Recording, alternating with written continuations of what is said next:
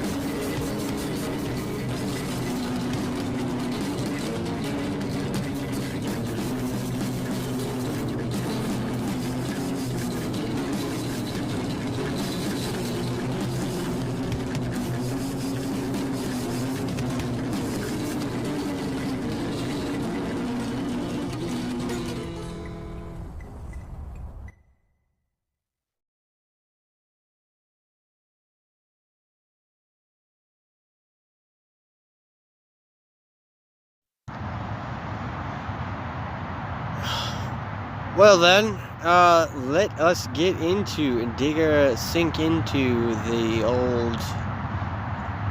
good old Metal Hammer UK, folks. It's the UK. I'm an American. I'm covering some UK news. How does that sound? That would be the premise, the first premise of the first set of comments I'd like to sift through.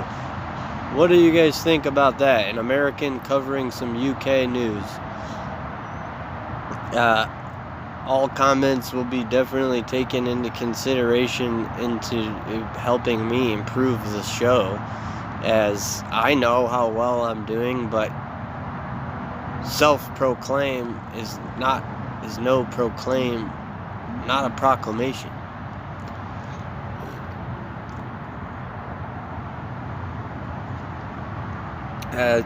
However, I will say this without tooting my own horn as well. The disclaimers that I put onto some of my stuff, they don't include anything that, my disclaimers do not include anything that involves religious or race.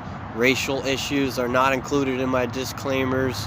Religious beliefs are not included in my disclaimers. So that video that you just saw of me burning a Bible, I'm not going to put a disclaimer on that. It's in America. I don't have to put a disclaimer on that. In the good old US of A. And please excuse that background noise. That's Mr. and Mrs.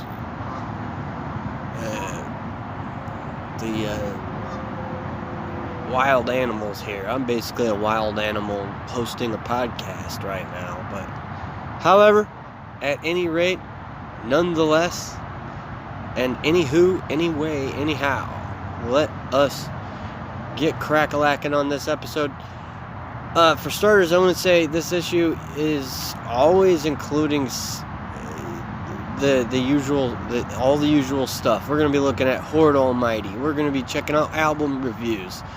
We'll be reading the cover art of Spiritbox. And here, what we have is a letter from the editor. So, zooming in here, I've got read this very briefly here, if I can. Hype had slowly been building for Spiritbox, who'd been plugging away from their home in Canada's Vancouver Island. With the release of Holy Maker in a track change everything with its relentless groove. Courtney unapologetically screams and that midsummer inspired video. I can't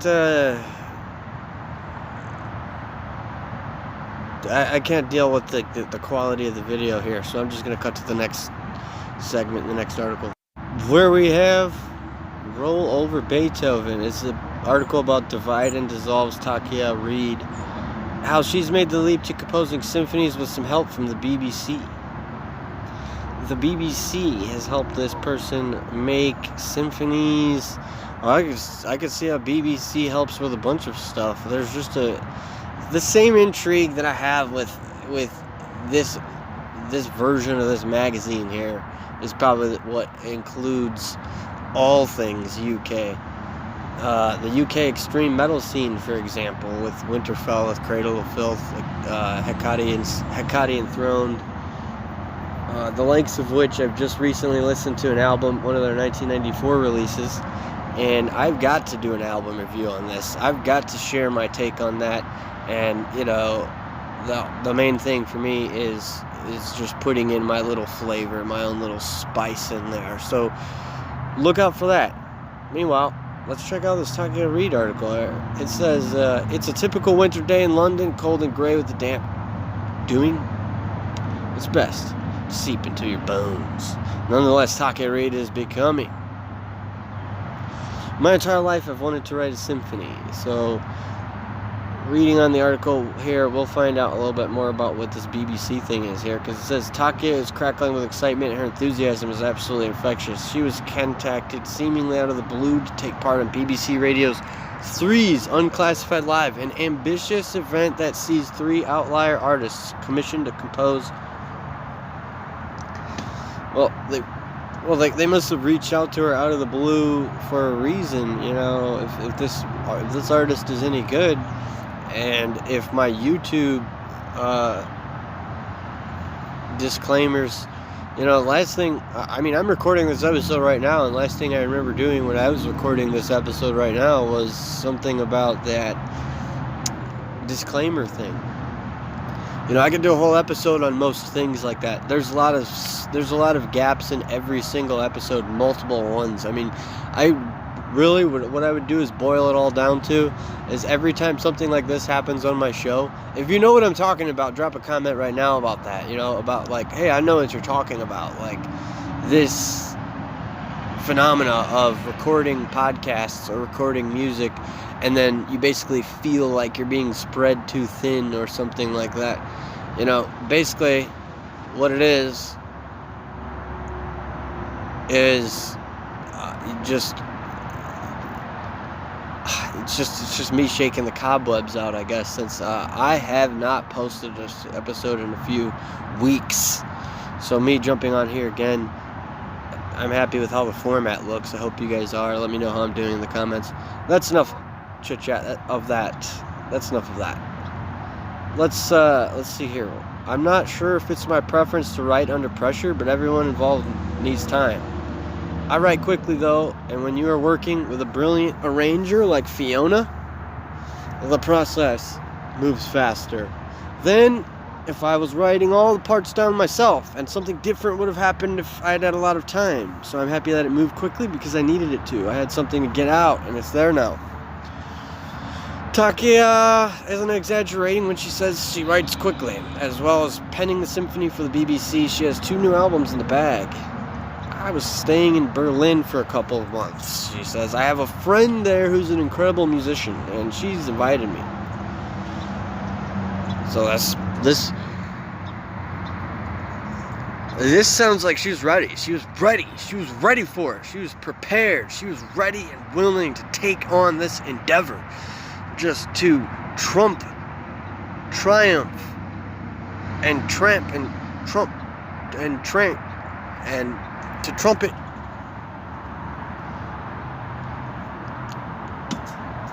Which is really good because BBC is a really big network, and got to see this. You know, what basically the other thing I wanted to get into too before I read a little bit more here, dip into the article. Okay, featuring the artist's music on here. I do that when I want to. Like, I choose when I do that. I choose very carefully when I do that. I'm very tactical, and I choose very carefully when I do that. So when I do that, then there's some disclaimers for that. I'll put disclaimers for it. This content is not. I don't own this content. This is not mine. I don't own this. For starters. You know, for starters on that topic, and for starters for people starting out. Anyway, check out Taka and her interest in writing symphonies, and this picture, this really cool picture of her standing amid the wheat in the plains, some kind of plain. And her eyes closed makes her look very good, very strong. I'm gathering a very strong sense of peace and solace.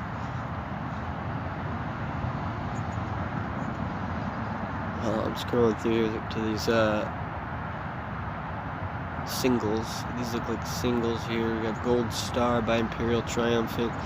Okay, that song is good, but I've got to say, my relationship with that band is to describe Imperial Triumphant is the same way as if you had someone that kind of like shakes your hand and then they like squeeze your knuckles together and it gives you this uncomfortable feeling. It's like almost like a tickle. That band really tickles me. I'm not ready for it yet. I'm not ready for Imperial Triumphant. So good song, but you know, they don't have much of a reserve. I'm not going to be putting much stock in Imperial Triumphant, but... And I didn't even mention the skill level. Anyway, Kill Switch Engage's new album is coming out. Here's the advertisement for it, and the album art's sick, as AI generated as it might be. We are trucking. We are trucking on along here. We're moving on along here. The Slaylist has Apka topping in to Metallica songs alongside symphonies. It could only be the playlist of Apocalyptic and Flight of Black's Shredding Cellist. Okay, so check out Ika topping in for some Metallica symphonies.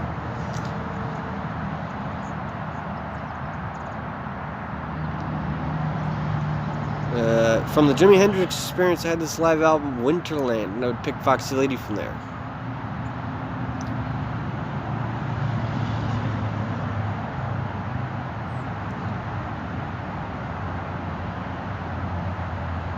I didn't have money to buy albums, so I would go to the local library and borrow them from there. From the Jimi Hendrix Experience, I had this live album. I already read that. The riff was so grinding, and I was fascinated by this guitar playing. There was something so musical in that really captivated me.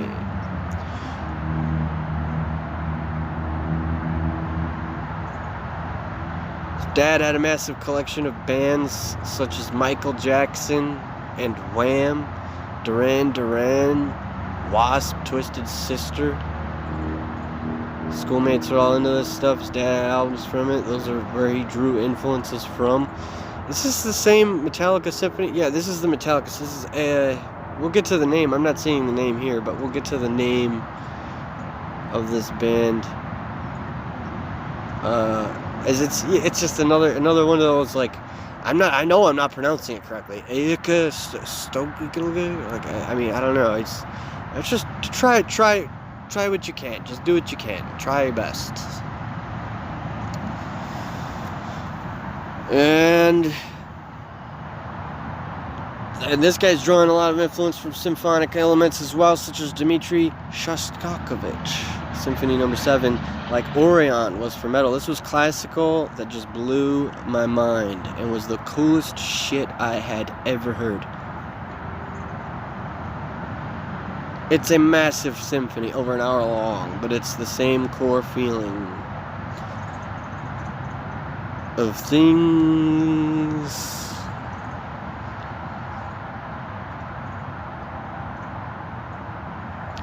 Oh, dude, no way. This is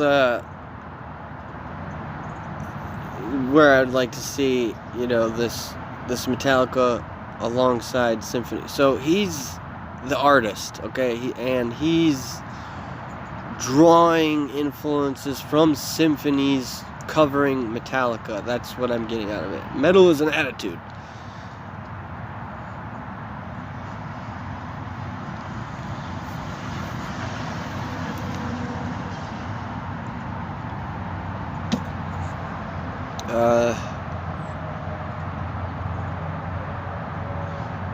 You know, there's just, and I have to throw and sprinkle these in here. It kind of pardon me for being so innocuous, but there's all blame to go for suggested video and the AI generated suggested video sections of the YouTube and streaming sites that make it more difficult to find artists like this. I would have no problem finding this artist, being interested in this artist and listening to this artist were it not for so much laziness and lethargy and inertia being produced from suggested videos and AI generated suggesting this video. It's unreal. It's absolutely unreal. Nobody knows what they like anymore now because of this. Until, of course, you're subscribed to my channel or people like me and listen to these things and actually spend time listening, kind of absorbing what we're saying. And then, maybe you're filing and sifting through paperwork in your office and then your home office, at your day job or anything like this. And you're listening to me, some lulling background noise in your headphones, earbuds or whatnot, and Bluetooth and whatever, or just straight out of the phone speaker. And then, boom. You want this artist, Ieko, or whatever its name is, to be one that you check out. And this is where you can't take all the blame, put it on either one of these two things, but I will mention its opposite here. I will draw a contrast here. I'm going to draw the contrast for you right here. Plain and simple. Suggested videos and all that stuff, finding new artists that way, not the right way to go. Put it in the ring, and in the opposite corner, you got. I would just rather listen to suggested videos over here in this corner. Put it over here in the ring over here in this corner. Well, I'd rather listen to Slayer or System of a Down in that corner. That's what it is, man. It's these two oppositions in the ring together, duking it out to the death.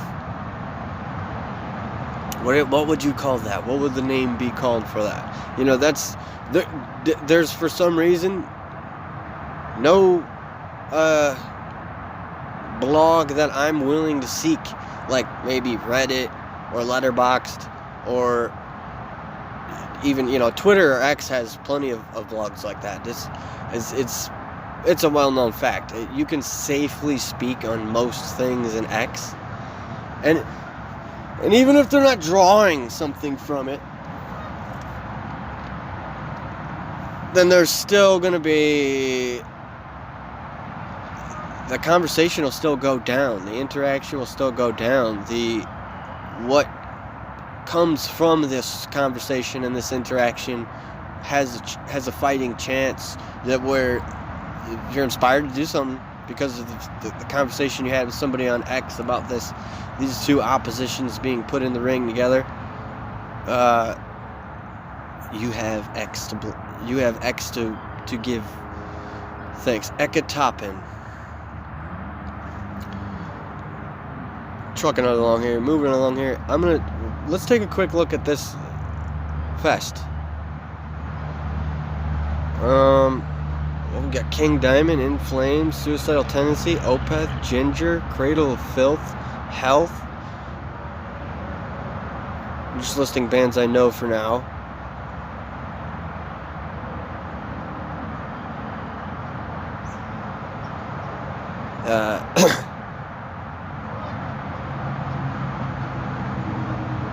Hellripper, Oranzi Pazuzu, Kumbi Christ.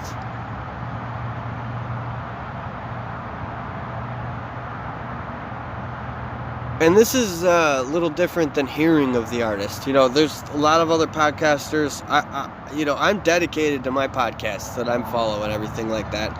I don't jump around and mess around too much. But I still hear artists. I know other people like the variety and stuff. So I'll hear artists, and I'll even hear them so often even that it's almost like I know the artist or something like that. And then, in the same token as well, jumping into listening to this new artist and listening to this new stuff, I won't have a good chance at really making any kind of memories with these new artists or something like that. It's just I know what I like. If I like it, I like it, whatever. So exploring new artists, that's, as much as it might scare you, there's a lot of the stuff that's most meaningful. And I'm speaking from the heart here when I say this. A lot of the stuff that's the most meaningful is just not in your control. It's just not. The artists that I've found, for instance, that I'm dedicated to now, were never something that it was never my choice. I did not have a choice. I've never had a choice to having my favorite artists be who they are. So maybe that resonates with you right now. But if it does or does not resonate with you right now, that's more important to me than if I'm right or I'm wrong. So let me know in the comments.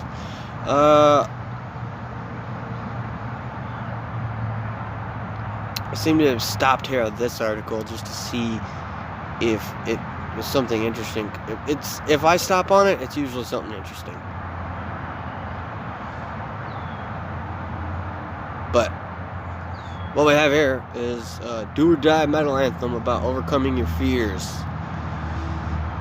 It's Parkway Drive, folks. Now, they're this Australian surfing, totally radical style metalcore. I like metalcore. I like Parkway Drive, but it doesn't hit the vein like it should for me to really give it enough time. So we'll skim through here. We'll graze.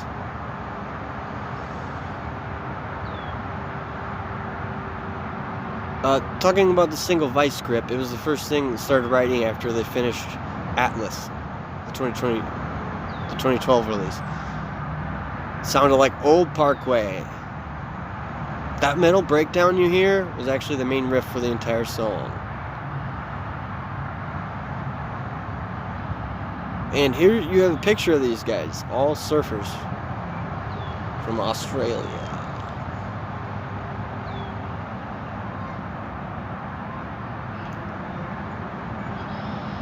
We wanted to push further in a different direction, Winston admits, but people kept telling us, don't fucking do it.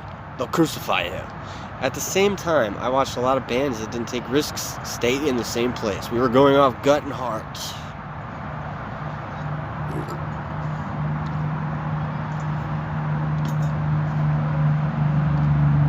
Don't freak out, but I've done work that song. Dude, I can't get that riff out of my brain.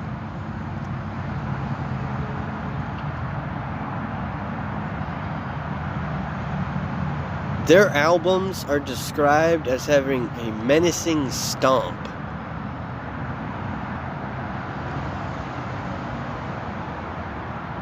Gorgeous strings. And surprising turns. And a committed revamp of the signature band sound. Parkway Drive, folks, has this new album coming out. And this article that they're doing on it is basically saying that the main gist of the whole article is that they're returning to their roots, basically. It's called Vice Grip. If you want to check out the single, that's out now.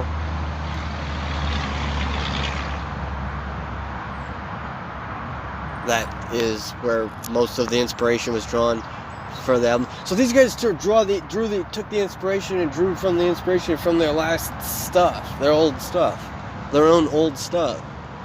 Huh. Dude.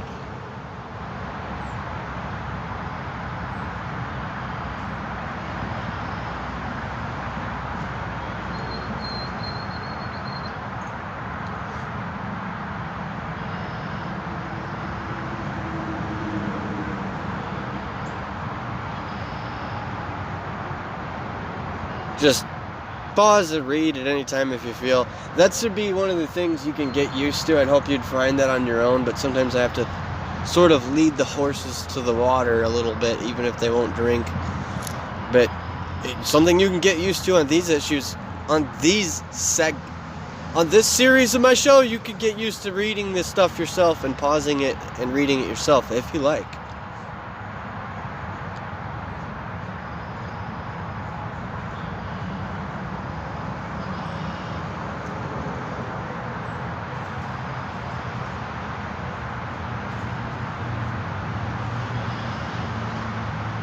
One thing is for certain, every flame, spark, and glitter cannon Parkway Drive has ever set off can be traced back to Vice Grip. The biggest risk the band have ever taken, and the one that's paid off the most.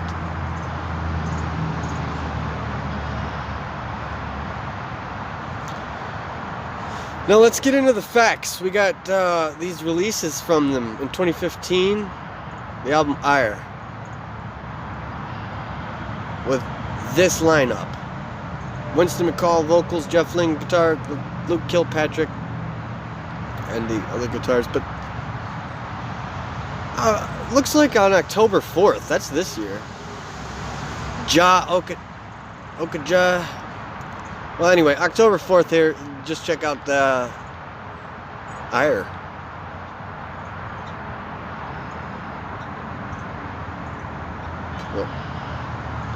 Bro, Lacuna Coil's new album's out.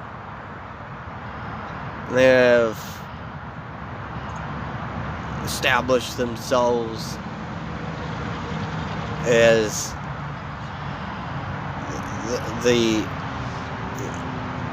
okay, first of all, for a band to be from Italy that's making stuff like Lacuna Coil, that is the appeal. That is the atmosphere. They are from Italy, and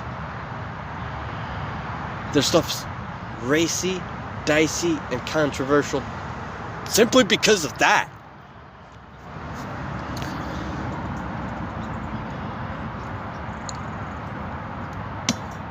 Check out the new Lacuna Coil album.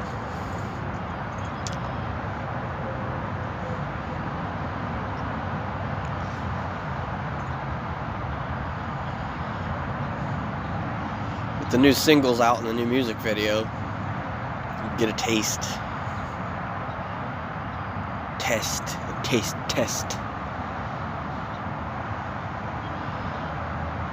of these guys. And Christina Scabbia is actually very active on social media, so she could be easily reached.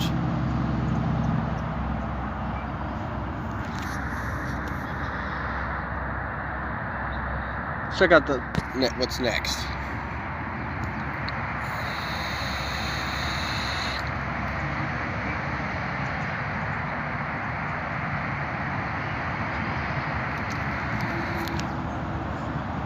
Dan Fay, Cantor Vice. Skimming through these. Paleface Swiss.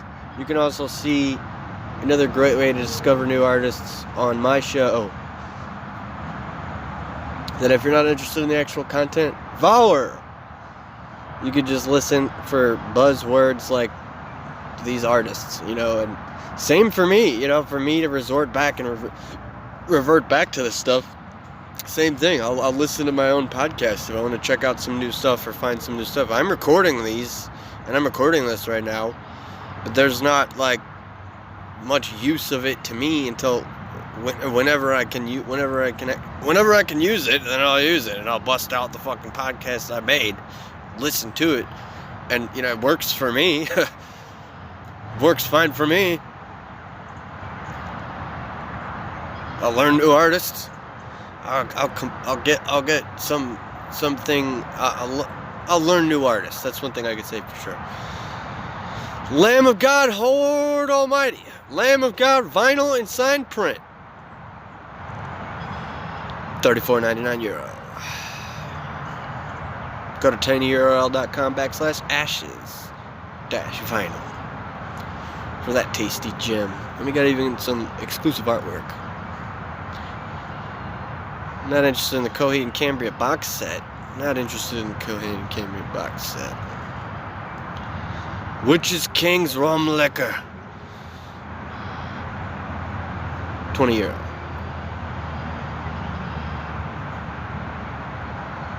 Celebrate pagan festivals in style with a plug of 2 for this bewitching potion. Combining artisan rum with strawberries, zesty lemon, and a ripe chili. That sounds great. Xenomorph mug. €17. Need a new mug? For your pagan tea break? Commercial space? Or hauling mission? We're not sure if ceramic can withstand acidic alien blood. But this xenomorphic cup looks ideal for your office's super coffee. Subpar coffee.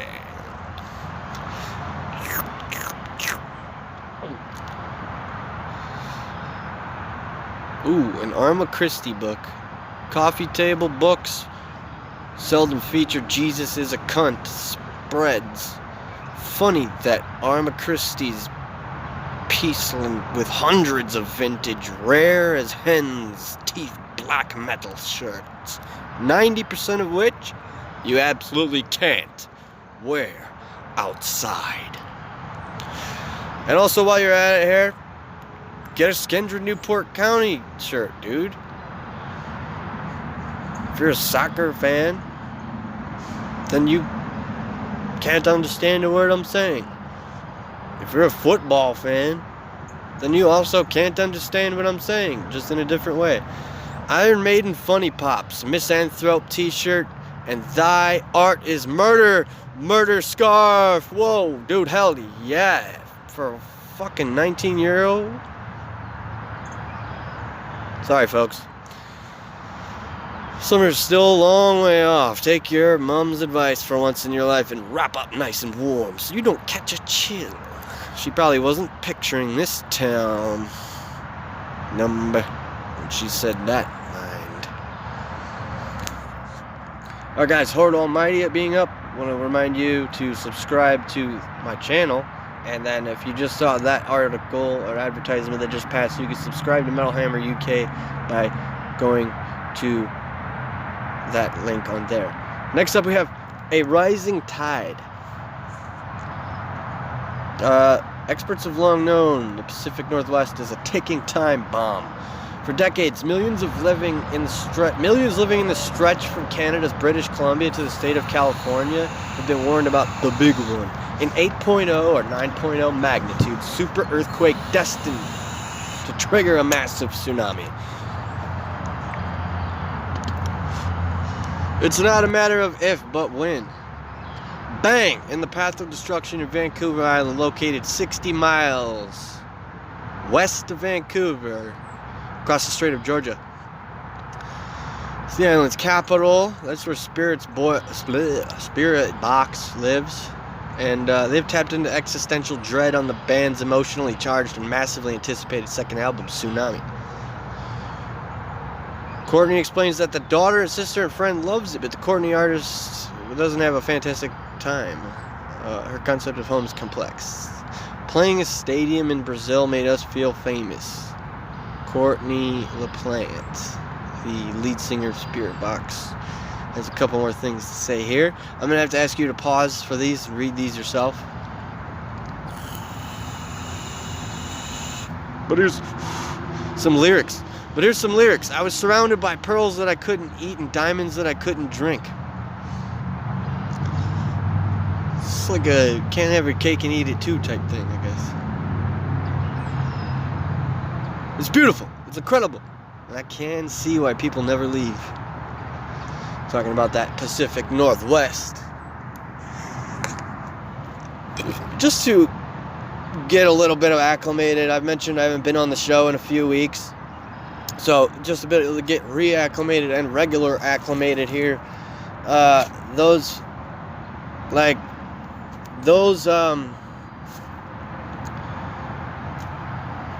I don't know, those sections of this country, it's this continent, those sections of this continent, I'm just gonna drop some wisdom, man. I'm dropping some wisdom. I'm just gonna drop it here. I'm just gonna drop it. The West is always akin to wisdom.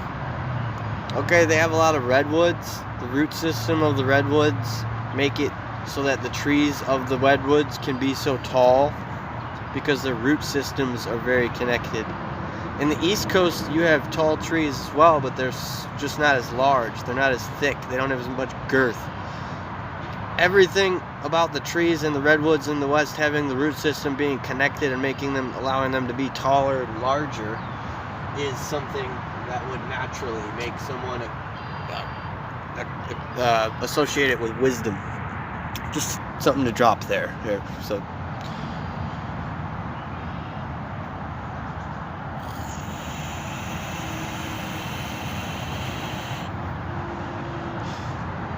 Picking up where we left off, Courtney smiles. It made us feel famous.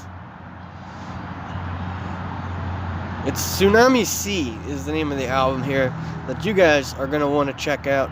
Here by the end of this article, it'll be the release date. The projected release date of this album, of course. Not the tsunami itself. Whoa, easy there, folks. Easy.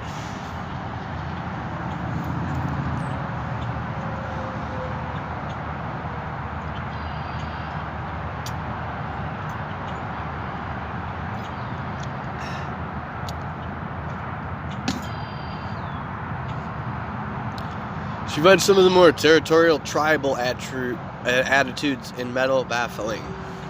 I think there's an anxiety within the metal community, like abandonment issues.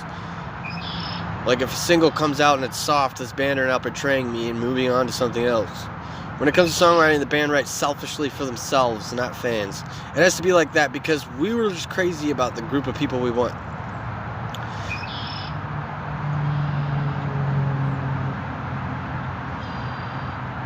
Having her in my ears was nuts, adds Mike.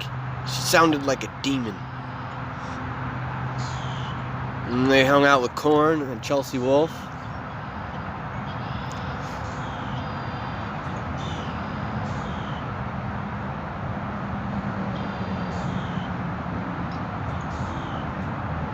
Well, overthink something for like 2 months. They're like, that sounds great, let's get it out. She did eventually meet a rapper later in LA.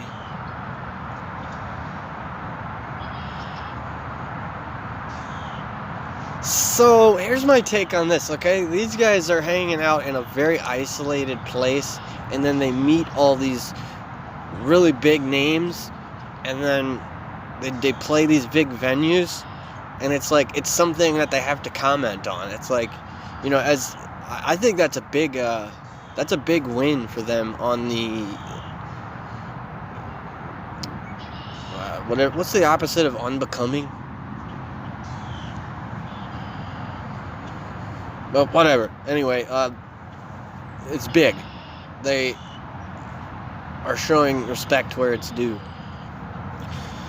That entitlement took an ugly turn earlier. The Spiritbox were in Europe supporting Korn when they heard the news of the former bassist Bill Crook.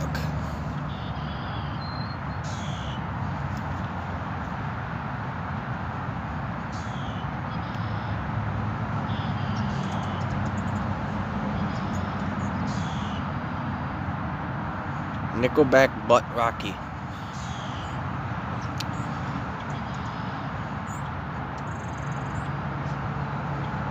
Nickelback are one of my favorite bands, Mike protests.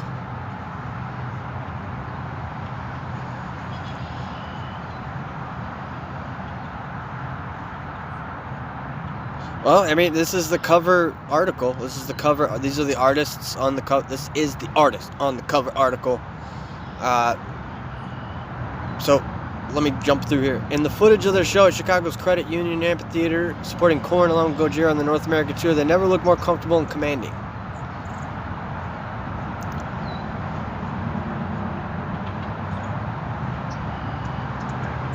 If us, Gojira, or Knocked Loose win, then a woman will win a Metal Grammy, which would be really cool.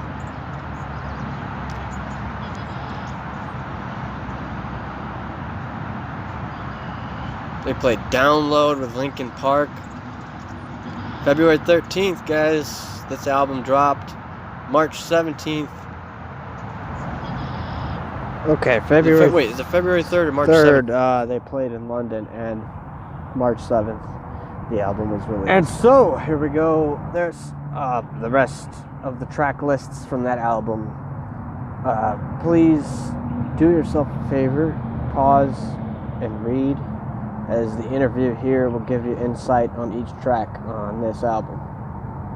I'm personally not covering it just so we can brush along and make this episode slightly digestible. It's just that even when I do that, coverage of this magazine still runs at over an hour, for now at least. And however, just a quick update before we get to Fred Durst and the big one, Ward Runa. I'm actually not going to be covering Metal Hammer for a while. I'm actually going to be putting down this magazine, this series of this show where I'm covering Metal Hammer. So please enjoy these last few episodes of it, where you'll get all the coverage and of course my usual antics that hopefully make the show at least slightly entertaining for you, whether be it you are working, just lounging around, loafing about, walking around, what have you. Again, it's Fred Durst and Limp Bizkit and the new Limp Bizkit album. You can, again, just pause here and read these paragraphs if this band interests you. Here we have, look at this photo here of the old 90s Limp Bizkit that was taken in 1997. Here's 2021 right now, side by side with the Limp Bizkit 2021. This article talks about chocolate starfish and the hot dog flavored water, Significant Other, and then finally here we have Fred Durst playing his live set very recently. How you saw us on TikTok and ended up in our DMs says well, I don't know. Honestly, I don't know. I'd have to pause it myself and read it myself. I'm just unable to avoid a Limp Bizkit article and not throw it in the episode, as Significant Other personally was a very significant album to me in my childhood. Actually, I can recall asking my dad when I was just a wee little lad, can I have a Limp Bizkit album? He was like, absolutely not. A few years later, I turned around and bought all of the Korn discographies, where I got made fun of by the local jocks and sports stars of the school. Like, your parents let you listen to that? Like, I don't know. I can't imagine I can skateboard without a fitting soundtrack. So Limp Bizkit didn't quite cut the mustard compared to Korn, even though they did have that collaboration. Anyway, another anthem of my childhood was right there, Linkin Park, Hybrid Theory. Though I was more of a fan of Meteora, I at least can sing that whole disc. I had the album, so I can sing the whole track list on the on Meteora. But my friend had Hybrid Theory. I think actually my friend had Hybrid Theory and another one, and I can recall being so fascinated by those deep cuts of the 90s nu metal. Anyhow, at any rate, what have you. Swords Runa. And as you can see, they're plucking herbs and being the absolutely nature-loving herbalists that they appear to be. Here's what I want you to do. Go back right before this part, this segment, and read that article, read those articles as I scrolled through very fast. And here I am still scrolling through a little bit fast, but I just had to put in that bare necessities. Shout out Chicago Bears, speaking of sports stars. And we shall have ourselves trucking on along here where we have Fit for an Autopsy. And in this article, I'd like to cover this a little bit. I moved a little bit more slower. And some bands are angry. Fit for an Autopsy are really angry.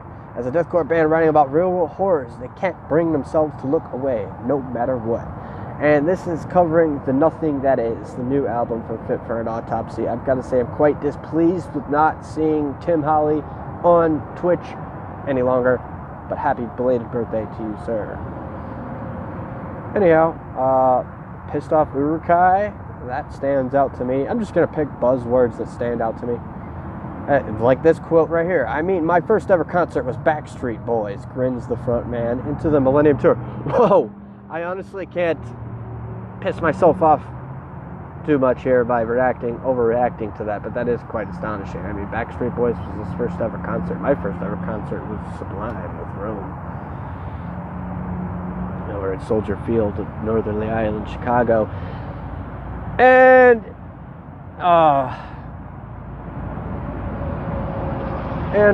here we go. Something about the North Dakota to Illinois Standing Rock Sioux Native American Reservation. I got some experiences and memories to share there if you'd like to read these. I think honestly, until we get to those album reviews, that's what we're doing. We're grazing and brushing little bite-sized nuggets through here till we get to album reviews.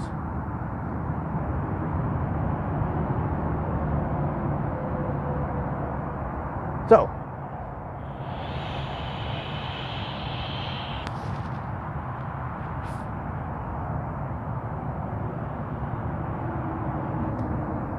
with this quote here, I'm going to push as hard as I can, even if I'm homeless and broke, Joe Battalato says.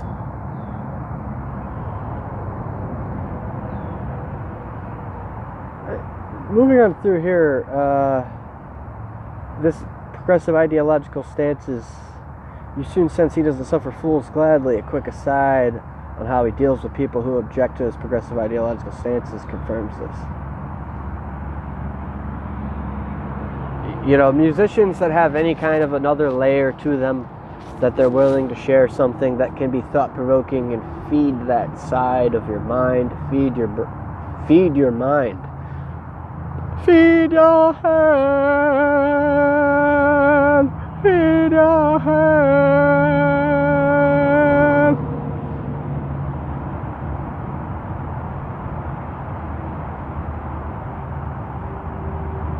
That's a merit, good merit to have. While Fit for an Autopsy had been a relatively slow and steady success story, it was kicked into, well, let's call it third gear by the arrival of Joe in 2015, following the departure of original vocalist Nate Johnson and then his brief replacement Greg Wilburn. Get yourself acquainted, folks, with this band, as I can see that the new album actually has good review from this magazine. The Nothing That Is got, I believe, 7 out of 10 stars or somewhere around that ballpark.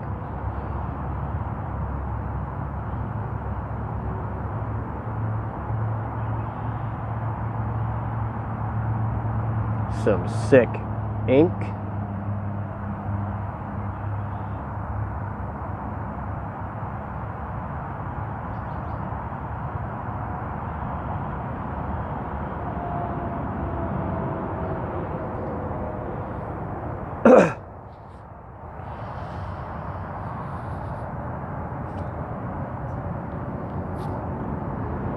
Here we have where the excerpt of, even if he's homeless and broke, he's going to push as hard as he can. If you'd like to see under which context that was grabbed from.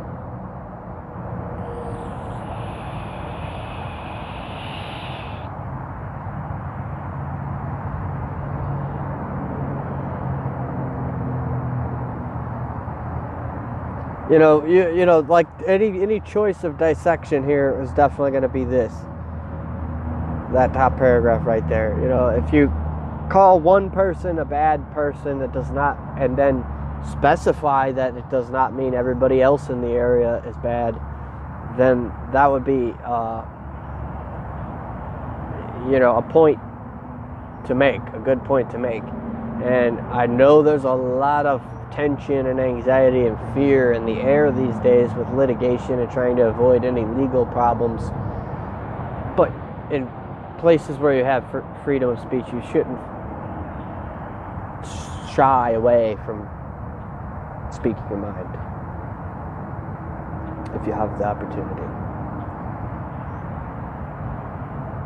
I'll leave this career with my head held high, Joe Battalato also states here in this article. And as we draw to a close here in this article, I believe Horde Almighty's actually up next after this. So we can look forward to that in every episode of this series of the show. And every episode in this series of the show, going to Horde Almighty is just like it makes me feel like a kid in a candy store.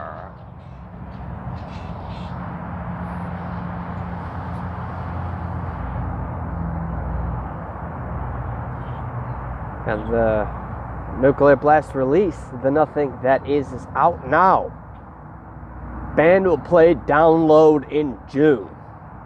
Go and check that album out on via Nuclear Blast, whether it be directly on nuclearblast.com, COEU. I think that would be nuclearblast.com, considering they're American. But of course, nobody but people like me and doing stuff like this does that. So if that doesn't apply to you, of course, go on down and truck on down to their YouTube channel, subscribe, and check out their releases. I know YouTube keeps changing their format very frequently. It's making it a bit confusing for me to find new releases where they have a section called releases, and then it's the same with Twitch even too.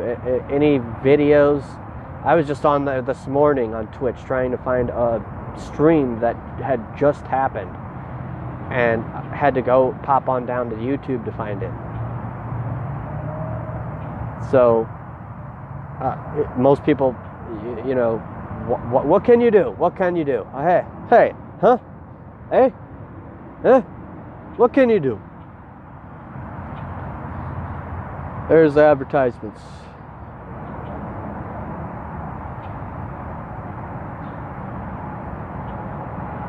Oop, I accidentally left. Well, also want to remind you before we get into Horde Almighty that we have Lacuna Coil coming up here. There they are with their new album. And that there's some of the coverage not covered here on this episode. So that includes the rest of the Fit for an Autopsy's new album. And in order to do that, well, I encourage you to check out the show notes. Click on that Libby app link that I've put in there for you to make it very easy, convenient for you to go and find this issue of the magazine, download it to your device. But here we have Lacuna Coil with the heading that states, "No band has done more than Lacuna Coil to put Italian metal on the map over the last 30 years. Along the way, there have been disastrous tours, breakups, and the attention of the FBI." Reading through this before we get into this article, it seems there's some threats, and I can just briefly comment and speculate a bit on metal coming from Italy. Metal music coming from Italy is quite dicey, racy, and controversial, and so that might be what spawned it, and that might not be in the article. I don't believe it is. At least not in this one. I think there was another article that they were on, and that's why you're listening to me on the show, is that you can get these kind of insights and get this coverage, get this kind of news. Whereas Christina Scabbia is very active on social media. So as active as any artist is on social media, there's going to be a lot of the stuff like the history of the band, stories of things that happened you won't find on social media. You'll have to find it here. So that's why you're listening to me, and that's why hopefully you're subscribed if you're listening to me. If not, I'm going to encourage you also to go click subscribe, hit the bell for new notifications and new episodes. Doing more grazing and just scrolling on along through here, as well as let me flip back and revert back to what I was saying about that kind of music that comes from that country being controversial. That might be why they got threats. And to get a threat that is endangering your life, that would be cause for this artist, specifically the front woman, to have someone protecting her to prevent anything from happening. And that's what you can read here, as well as the rest of the articles that I don't cover fully. Make sure you pause and read those.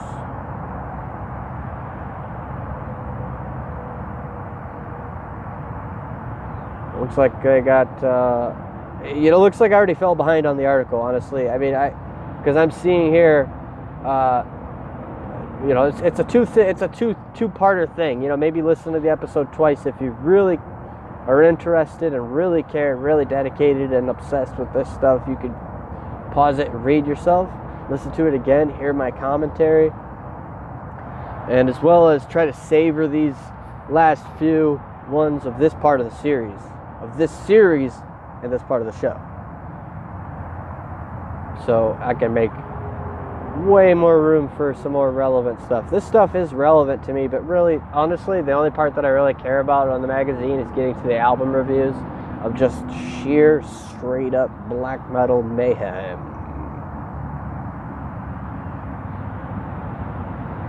And though they're released from Century Media, I've sort of strayed away from Century Media lately, as a lot of just everything that Century Media is putting out lately, with every record label having its own character, Century Media doesn't seem to have something that cuts the mustard for me. So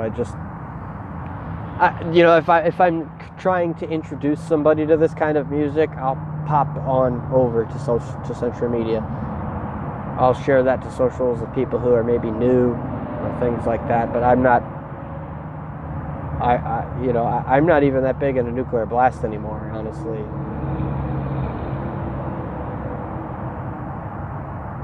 And the fact that Cradle of Filth is, one more thing too, the fact that Cradle of Filth is on Napalm right now, even that isn't encouraging me to listen to Napalm, and that's my favorite band.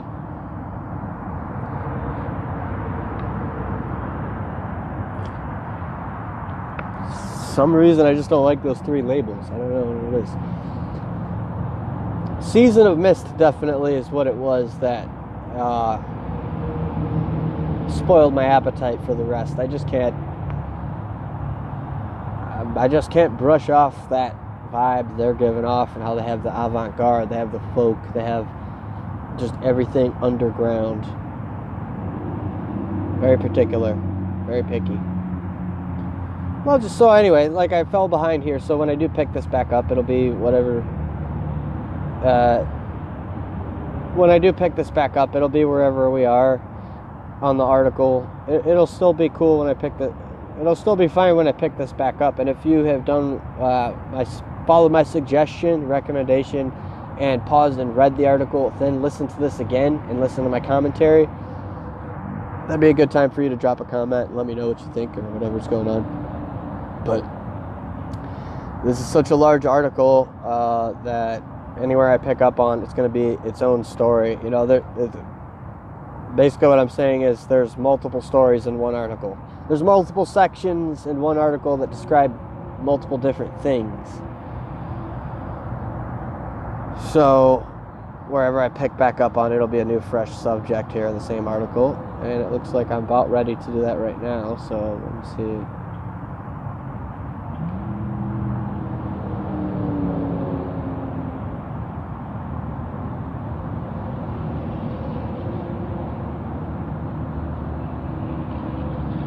Talking about the lineup changes, and the core trio has held firm. So these three people, Christina, Andrea, and Marco, have all been in the band throughout its inception. And after 3 decades together, Christina describes her bandmates as her second family. We have discussions, party together, hate each other for a few minutes, and love each other to pieces. It's a very stable relationship at the moment, and we have the same goals and drives. We still have that itch of competition, but we're in competition with ourselves to keep doing better. It's so fresh that for us it's like we started a couple of years ago. That continued drive now sees the band returning with their 10th studio album, Sleepless Empire. It's not a concept album, but like several of their works, it does have an overreaching theme. The album is darkly somatic, leaning toward the heavier end of Lacuna Coil's spectrum. It features guest appearances from Ash Costello of New Year's Day in the Meantime, and Lamb of God's Randy Bly on Hosting the Shadow. The likes of which has... That's the excerpt from the magazine. Here's my additional commentary that has a music video you want to check out. I was watching that music video at like fucking 3 a.m. one morning, walking around in my neighborhood and shit, and fucking was like, wow, that's cool, nice. I really liked it. Especially because it has that feature. And to have those features on there, hey, that's legit. You know, good attire, good style, just 10th studio album, fucking seasoned veterans. Valentine's Day this year, Sleepless Vampire has been released via Central Media. Go check it out. Subscribe to them both. Christina, as I said, is very active on social media, so subscribe to her social medias and check out your stuff. Get your fix of metal.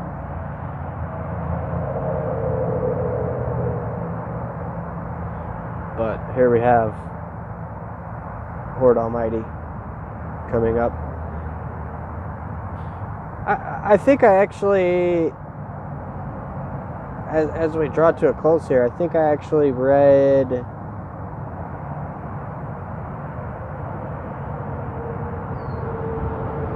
most of what I wanted to read on here. So we should be definitely getting to Horde Almighty and album reviews, and then we're finished up.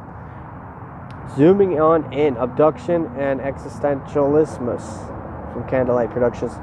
That's on my feed. That's active on my feed. I've been meaning to check that out. When I get the opportunity, I'll be checking that out. And of course, a guy sitting in lotus posture having his aura in the shape of a triangle is quite alluring to some. But with only 6 out of 10 stars, a 6 out of 10 star rating.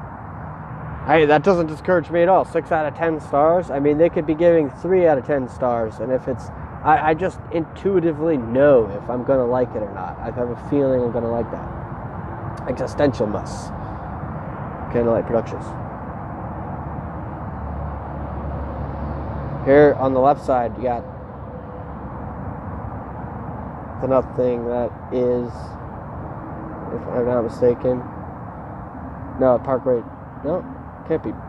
That's Kill Switch Engage. So the new releases, I mean, the ones that are big, the big ones, Kill Switch Engage, Lacuna Coil, Fit for an Autopsy. Here's your coverage there. That was your coverage over there. A lot of people are also talking about Blood Incantation. You know, there's a lot to do. There's a lot to go check out, guys. And of course, Dream Theater, if you're a prog guy, there's Parasomnia, Inside Out Music.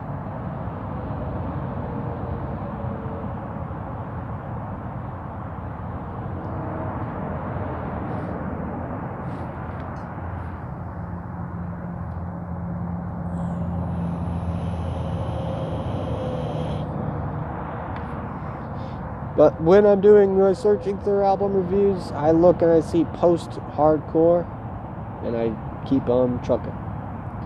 So, make sure you, what I want you to do, just as highlight points and put a pin in it style thing, go rewind and find your Wardruna coverage. I would have wanted to cover that. Grabe, Kremnis. Prophecy Productions. The German state of Iberia possesses a distinct dialect and cultural identity, and that tradition informs the spectrum of black metal. Grabe. Who Sound. And yeah, I checked out the music video for that. That's sick. It's folk black metal, so it's very much up my alley. And it's very popular. So how do I contrast these things, really, honestly? How do I make sense of this? It's just not possible. You know, it's not possible. And I'm at the same time just busy actively on what's local. It's time to, well, here we go. It's time to truck on over here to Sour and Amidst the Ruins, Season of Mists. Another folk black metal, inspired by the lineage of European black metal bands who have so effectively imbued their music with the nation's traditional folklore and instrumentation. Andy Marshall, soul musician, wondered why similar hadn't been done for Scotland. He set out to do just that with his 2013 debut, Roots. 5 albums later, he's consolidated a legacy of self-coined Caledonian metal, a supporter of Scottish independence. He took the band name from the phrase Sir Alba, Free Scotland. but distances himself. Okay, guys, this is another great band. I mean, this is one-man black metal. Scotland's folk black metal visionary goes deeper into the wilds. This is a one-man project. And those music videos of getting drone shots of the Scottish Highlands makes for a well-earned 8 out of 10 stars for fans of Olivetti. But it's a one-man outfit. Yeah, it's for fans of Olivetti, but it's a one-man outfit. Olivetti's like 9 people.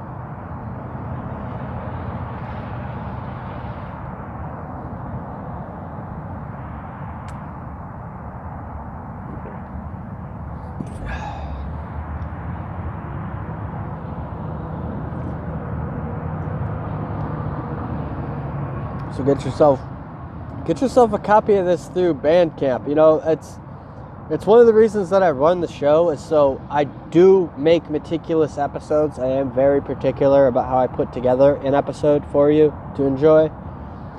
But I can't do certain things like, I want you to buy Sur, so I'll add their Bandcamp link onto the show notes to make it easy and convenient for you to go buy Sur. I'll just hope you do that yourself if you like Sur.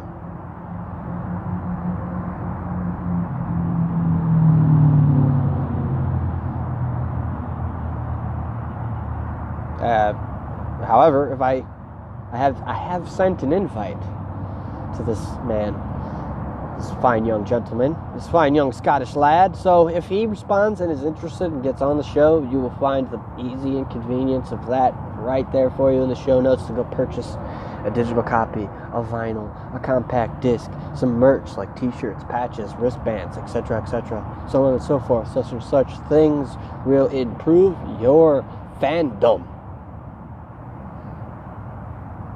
if that's important to you.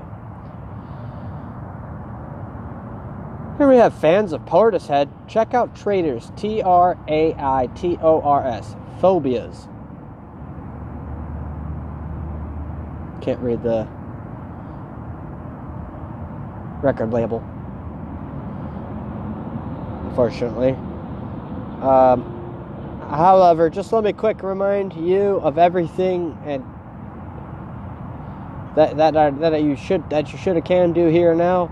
Subscribe, comment, like, and share.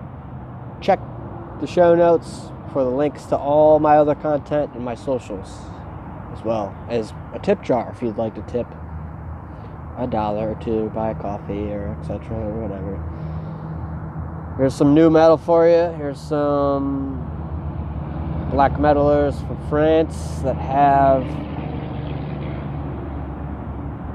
Les Temps Détruits.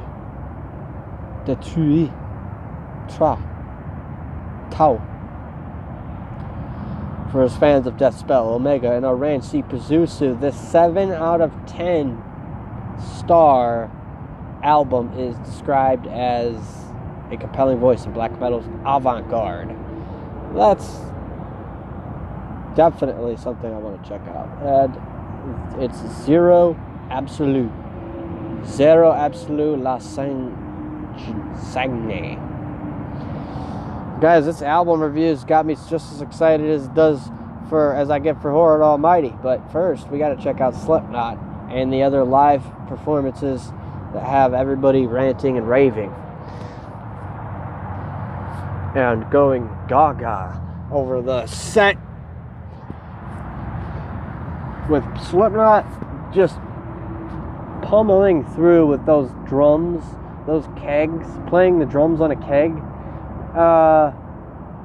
The red jumpsuits, oh my days, that's really just that's a spectacle to see. That's a sight to see for these veterans, these new metal veterans, still going absolutely ham, and the front man doing his own thing with, not only, everybody should know this, but I don't know if they do, the frontman not only working with Stone Sour, but having plenty of unplugged solo sets, and that those have some covers They have some acoustic versions of fan favorites like Vermilion. And, well, that's about it, guys. I think actually there isn't a Horde Almighty for this one. I must have already did Horde Almighty, and I did, you know what? I actually did this episode in separate segments today this time. So, without the extensive goodbye, let's just have it end on a good note here. We got some good coverage and some good inspiration and some good bands and music that you must check out. Another reminder, check out the show notes for any information on there for stuff I've made easy convenient for you, such as the link to the app. Download the app, download the book, download the magazine, subscribe, like, share, comment. See you guys